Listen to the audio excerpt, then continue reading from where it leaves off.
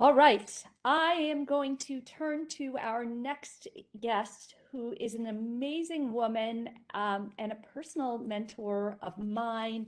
I'm so excited to welcome Sally Susman. Sally is the Executive Vice President and Chief Corporate Affairs Officer of a company I think you've probably heard about in the last couple of years called Pfizer.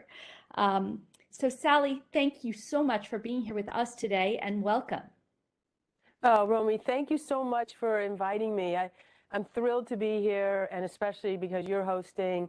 I too have so much respect for you and for your organization, and I'm just delighted to be joining you this afternoon. Thank you for being here.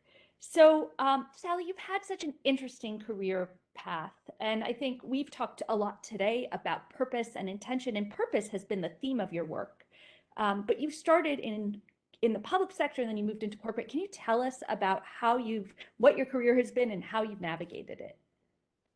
Absolutely. So when I was a kid, like most kids, I wanted to do good in the world and thought I would pursue a noble profession to be either an investigative journalist or maybe the mayor of my town.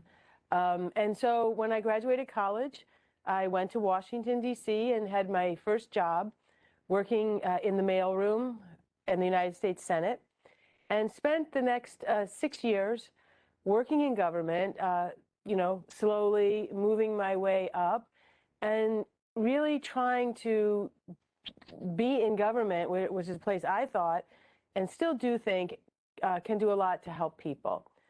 But for me, the pace felt slow. The progress was a little bureaucratic.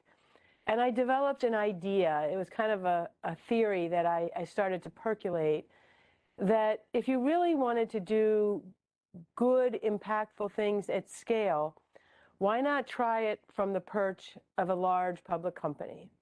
So I left Washington, went to New York, and pitched myself into the American Express company and spent about 10 years there in two different roles, one in New York and one in Europe. Then had the opportunity to work at the Estee Lauder companies for about 7 years, and then 14 years ago came to Pfizer, all driven by this idea that I wanted to do good and that a well-resourced, public-facing, civically engaged company would be an interesting place to do that from, and it really has been in each of those places. Well, you certainly had the intention to do good and bring better things to our world and do that through a public company, but I bet that you never anticipated the way that you would end up on the very front lines of fighting a major global pandemic. Can you tell us about that experience? Of course. No one, I think, really expects that they're going to find themselves in the middle of a global crisis. And I feel very fortunate that I did. Back in March of 2020, when New York was shutting down, we were packing up from our office. Our office in Pfizer was closing in Midtown. And at the same time, my boss, Pfizer Chairman and CEO, Albert Bourla, said, we need to do three things.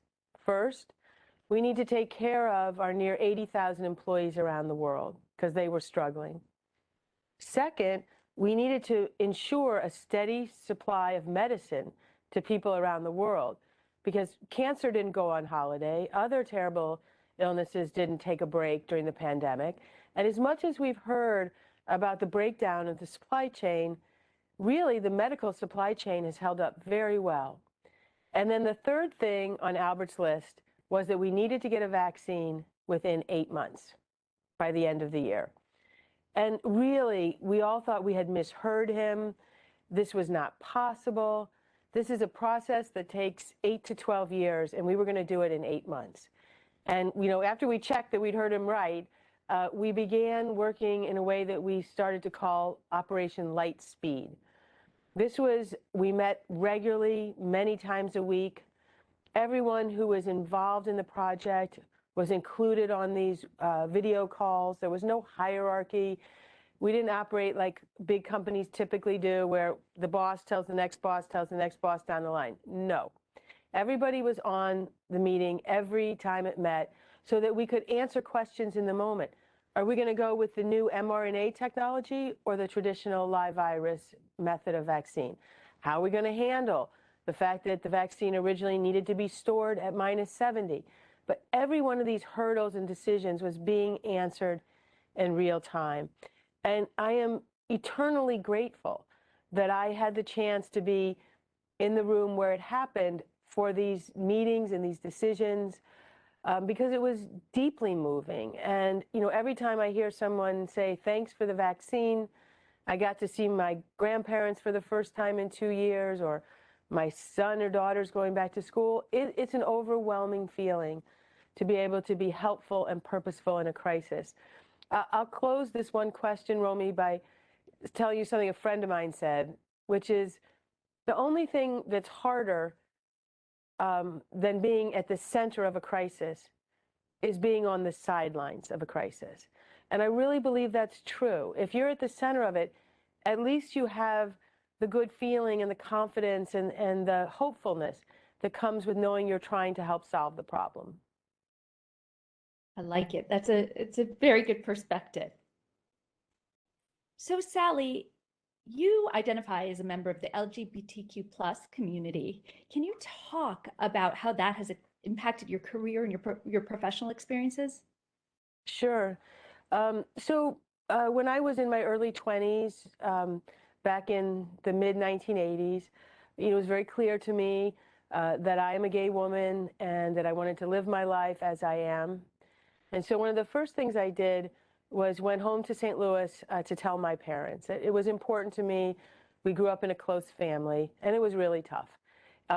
It didn't go particularly well in the beginning, although things have changed for the better. And I remember sitting in my parents' living room after dinner and telling them this, and my father began to cry. And he's my role model and my mentor, so it was really hard to see him that upset. And he said to me, "You will never have a spouse, children, or a career." And he said these things not to be hurtful, but because these were his fears. This was his reality. This is what he knew at the time. But what ended up happening is that planted the seed in me of my life plan, that I wanted to have exactly those things. I've been together with my wonderful wife for 33 years, married since it was legal. Our amazing daughter is 27, and I would brag about her, but she'd get mad at me if I did, so I won't. And my career has brought me so much gratitude and so much happiness and so much learning. And it was really, I think, ironically, a great advantage to me to be homosexual in corporate world. And that may seem, counterintuitive, but I had to face early on the idea of being truly myself. The use of pronouns, the pictures I put on my desk, the stories I tell about my life. Having crossed that bridge, I think people received me more authentically. There was more trust. There weren't games being played or secrets being kept. And so amazingly and surprisingly even to me, I think being gay turned out to be an asset for me professionally. Wow, I love to hear that. That sounds incredible. So you were recently interviewed and you used this quote in the interview. You said, the problem is not that we aim too high and miss. The problem is that we aim too low and hit. What do you mean by that? And how does that impact what you do every day? Well, I have to be fully candid and say I borrowed that quote from my boss, Albert Bourla, who borrowed it himself from Aristotle. And that quote comes from this book.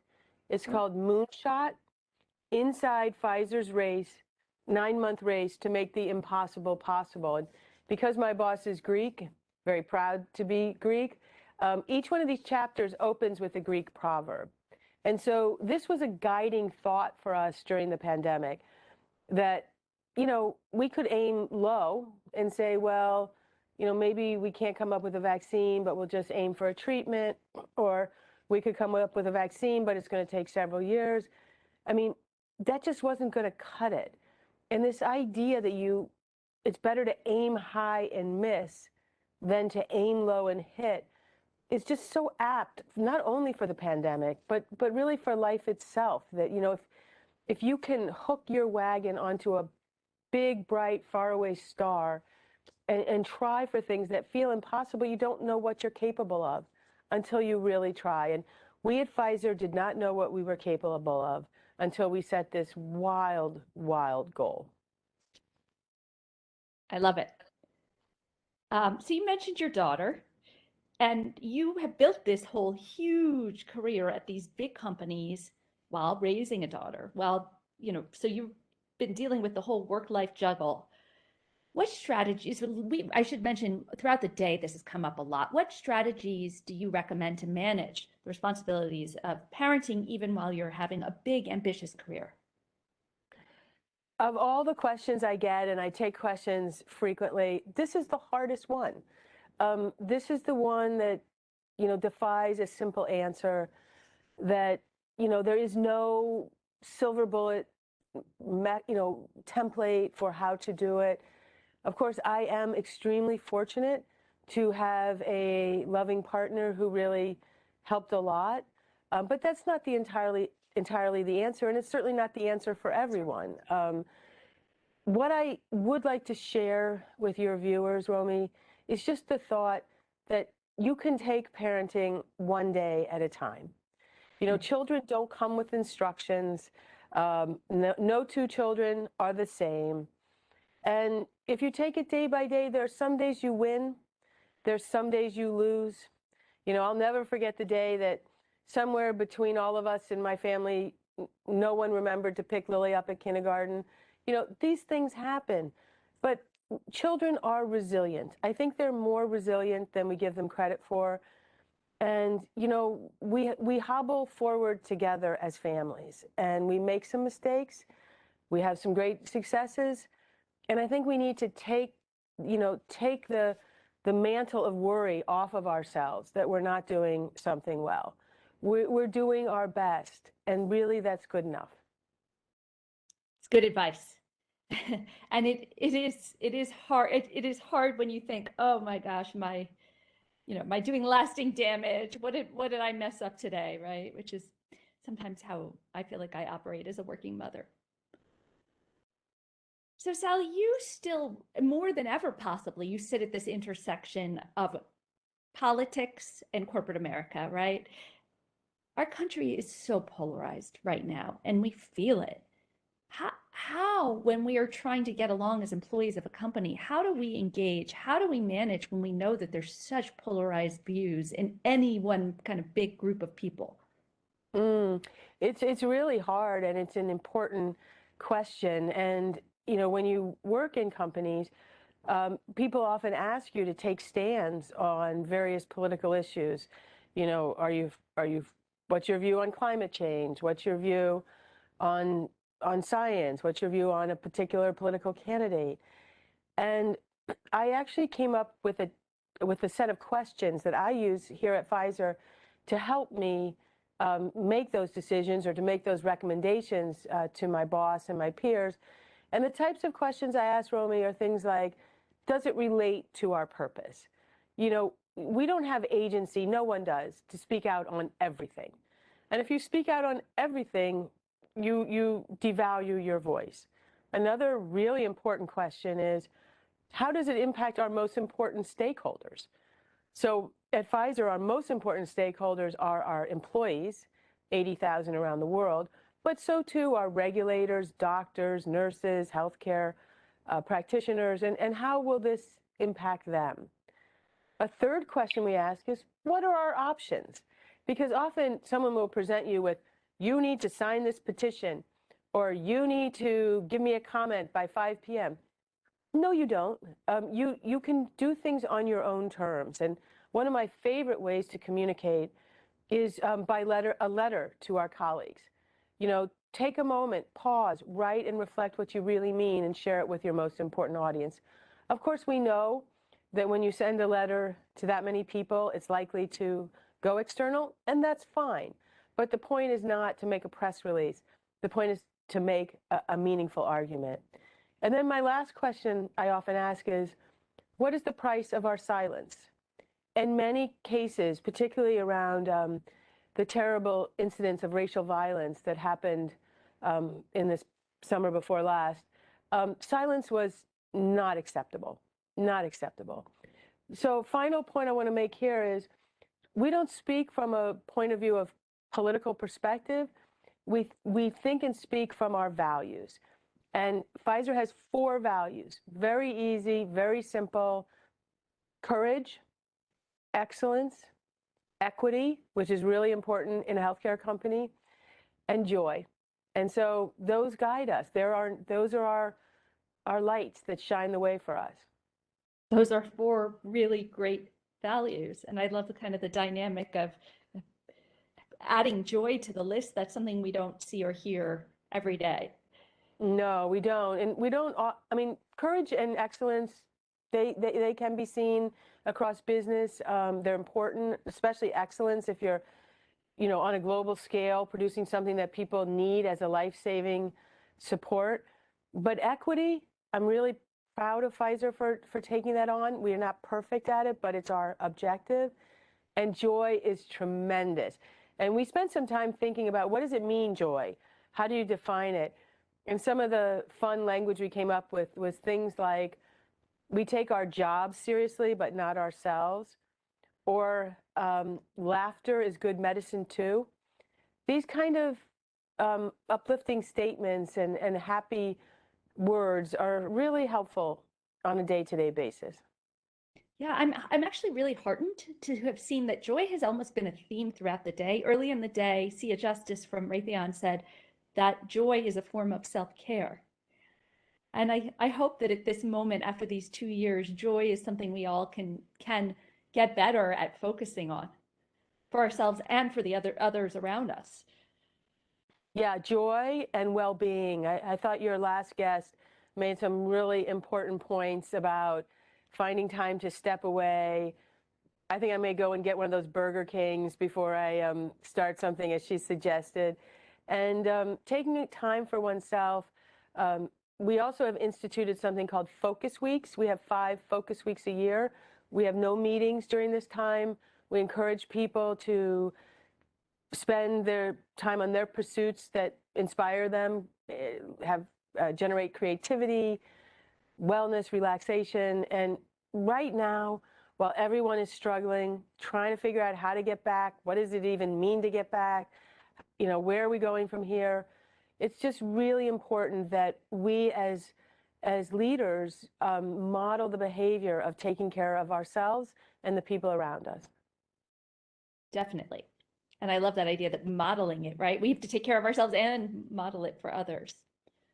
Yeah, because people are watching, and if you say, I don't want you to work 24/7, but you work 24/7, you're not really helping. Right, right. So you've had this storied career and will continue to have, but resilience is another big topic. Can you tell us a little bit about how you built resilience and been resilient in the face of setbacks? Well, I like to think about setback as just a wrong turn taken, okay? Because we all stumble into potholes in our personal and professional life. I'll give you an example for me. Early in my career, when I was working back on Capitol Hill, as I mentioned, I became privy to some confidential information. I was young, I was naive, and I opened my fat trap and I told a couple of people this. I just had this secret burning in me. I couldn't hold the confidence. And one person told another. The whole thing spiraled out of control. Something that should have been kept confidential was actually on the news. And the finger pointed to me as the weak link in the chain of confidentiality. And I was humiliated, embarrassed. I don't even have words for how badly I felt. And I apologized, but things were never the same for me in that office after that. But I'll tell you something, I never did it again. And I became a citadel of confidentiality. And it's been important in my career in leading corporate affairs, which includes communications, government relations. You know, I'm privy to all the confidential information here at Pfizer, and I would never make that mistake twice. So yes, we all make mistakes, but we can be resilient if we take the time to turn that misstep into a strength. And I really think it's very possible. Wow, thank you for sharing that story. Talk about a lesson learned the hard way. Um, that's really incredible. So we will take questions from the audience. So if you have questions for Sally, please put them in the Q&A or in the chat. But before we do, or while people are putting their questions in, I'd love to ask Sally, what's the #1 piece of career advice you want to share with our audience today? Well, it would be the career advice I wish I'd given myself before, which is not to worry so much. You know, I think we're all worriers. I have, at least myself and my friends, we stay up late, we ruminate over maybe a mistake we made, or I misspoke in this meeting, or I don't think I wrote that correctly. You know, nothing lives or dies in a single moment, and there is no expectation of perfection. And so if I could have given myself or anyone listening to us this afternoon a piece of advice, is same as the woman who spoke before me. Give yourself a break. Cut yourself a break. It's not as if your CV or your resume has one word misspelled that, you know, you're going to live a life of ruin. It happens. And let's not be so hard on ourselves and on one another. I love it. I love it. The other thing we're spending a lot of time talking about today is how can we advocate for others who have may have less privilege than we do. And we've talked a lot about privilege. How do we speak up even when we're not feeling totally secure or stable ourselves? Well, you know, I think there is nothing that is more strengthening and stabilizing than speaking up for someone else.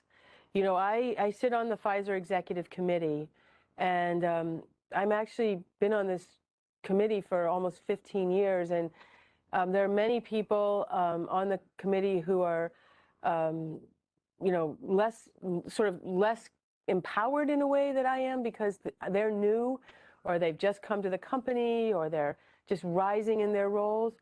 And I make every effort to showcase their work, to speak to them, to speak publicly about, hey, this is what she did, or this is what, you know, they did.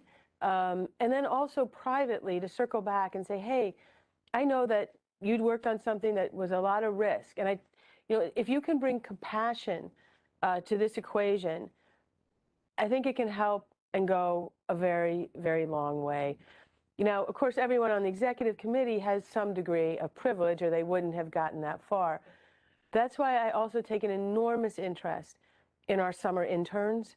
And we at Pfizer have 50% of our interns come from backgrounds not of privilege.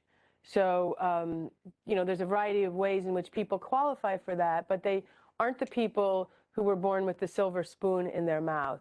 And I really make an effort to get to know them, to stay in touch with them, to answer their questions, to take time, to try to help build an on-ramp for them into the work world. It's so fun. I mean, it really, I don't mean to make light of it by saying it's fun, but it's just so gratifying and so enjoyable to help people and to build their bridges with them. You talked at the beginning about purpose, right? And that you really felt a strong call to purpose from the very beginning of your career. But some of us know we want purpose, but we don't know what it is yet. Do you have any advice on how we can find purpose or identify it in our career? Well, you know, purpose isn't a singular activity. I think that it can help you to find purpose, to look for places where you could work with people you admire. In all of my companies, American Express, which did a lot to help educate on consumer credit to people who didn't understand consumer credit, or at Estee Lauder companies, I spent a lot of time working on their philanthropic activities, particularly those aimed at breast cancer. And now at Pfizer, I work a lot on health equity. And I'm also the co-chair of the International Rescue Committee, which is deeply engaged in refugee relief and support from Syria, Afghanistan, and now Ukraine. And so it's not as if there is a purpose that matters to me. There's lots of purposes that motivate me and drive me. But I usually think you can, if you look for the people that are hardworking and modest and humble, and, you know, I mean, this is one of the reasons I love working at Pfizer. We are really a company predominantly of scientists. And scientists are enormously purposeful people. You know, they're really trying to solve the great mysteries, and often without fame or fortune in particular, just because they're driven by their compassion and their curiosity. So it's an interesting question, Romy. It's never been asked of me in precisely that way. But I think my answer is look for the people who are sort of lit up and who are inspiring and who you want to be around. And I bet if you poke around in there, you'll find some really great purpose. Love it. Love it. Sally, thank you for spending time with us today and for sharing your experiences and knowledge. It's really my pleasure, Romy. Always great to see you.